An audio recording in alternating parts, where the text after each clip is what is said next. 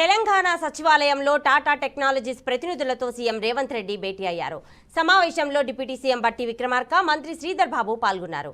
రాష్ట్రంలోని 65 ఐటీఐలలో అధునాతన సాంకేతిక నైపుణ్య శిక్షణా కేంద్రాల ఏర్పాటును ప్రభుత్వంతో టాటా గ్రూప్ కంపెనీ ఒప్పందం చేసుకుంది.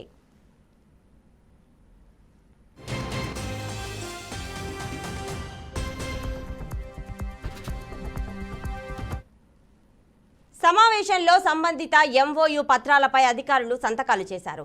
దీని ద్వారా రాష్ట్రంలోని ప్రభుత్వ ఐటీఐలు అడ్వాన్స్డ్ టెక్నాలజీ సెంటర్లుగా టీటీఎల్ చేయనుంది. ప్రభుత్వ భాగస్వామ్యంతో ఈ కొత్త ప్రాజెక్టును టాటా టెక్నాలజీస్ చేపట్టనుంది. 9 లాంగ్ టర్మ్, 23 షార్ట్ టర్మ్ కోర్సులతో పాటు నైపుణ్యాల మధ్య అంతరాన్ని తగ్గించే బ్రిడ్జ్ కోర్సుల నిర్వహణ చేయనుంది. ఈ 2024-25 విద్యా సంవత్సరం నుంచే ప్రాజెక్టు అమలుకు తెలంగాణ ప్రభుత్వం సన్నాహాలు చేస్తోంది.